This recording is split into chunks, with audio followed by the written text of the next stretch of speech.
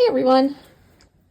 I just thrifted this beautiful, well, it's beautiful to me, sewing basket, and inside it came with this tray. As you can see, it is yellowed, okay? It's brittle, it's cracked there. See, it's good. It's all cracked. But I find these trays in sewing baskets very practical.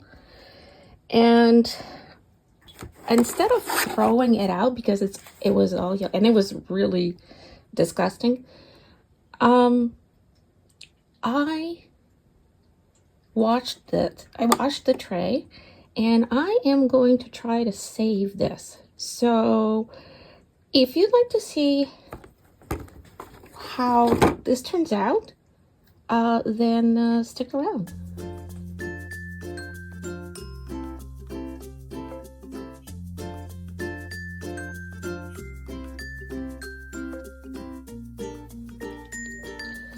So what I've decided to do is to take this yellow plastic tray and try to save it by using some sewing pattern tissue paper, the tissue paper from an old sewing pattern, and it's a very vintage one. It's an oldie, and some Mod Podge. So I'm going to use my Mod Podge here. This is my go-to brand, has always been the plaid Mod Podge, but in this jar it's the matte. It's not the glossy. This is a small bottle that I have here of the glossy, and I just decant the big jug of Mod Podge that I have and put it in a jar like this, so it's just easier for me to work with.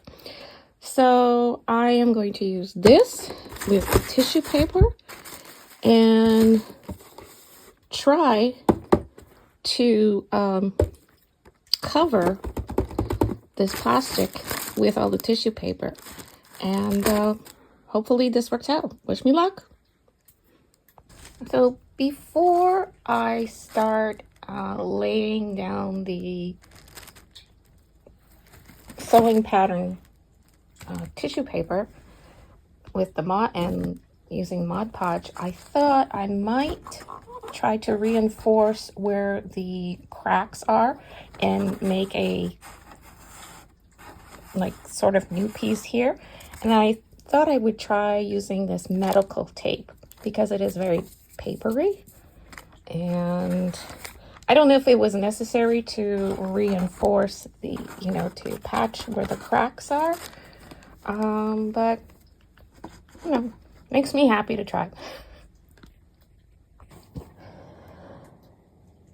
Here is the tray with basically one layer of pattern paper and the Mod Podge, and you can see there it's very white, so it's drying, and it'll probably take a little bit more time because it is plastic underneath.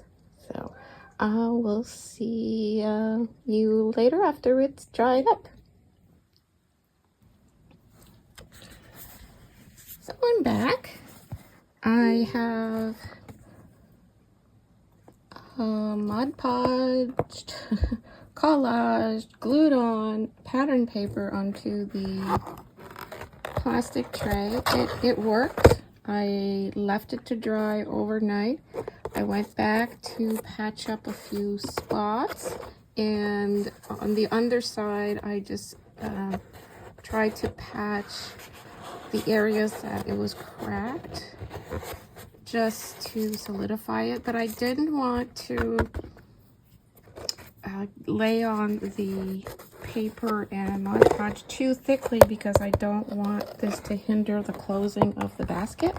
But I can tell you that now the tray that was super brittle is feels a lot more solid, even a little flexible, I would say.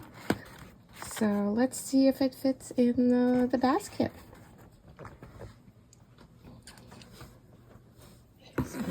Here's my vintage sewing basket.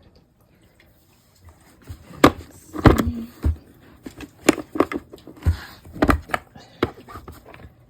Go. Oh, and for my Canadian followers, look, it's imported by Eaton, so this was sold in Eaton's. So, okay, so here we go. Here's the tray. Okay, now let's see if this still closes. That's the test for me. If it still closes. Yep, no problem. Closes just fine.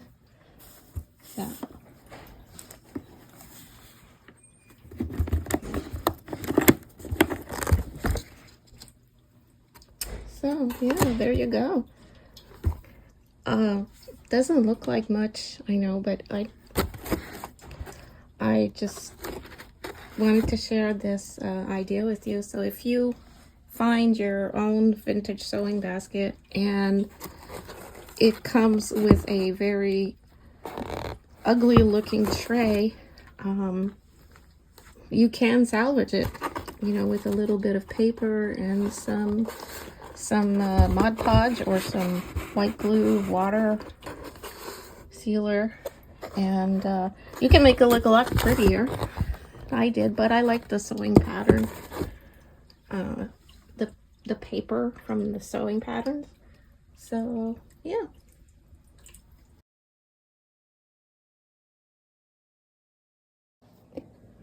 So there you have it. I rescued vintage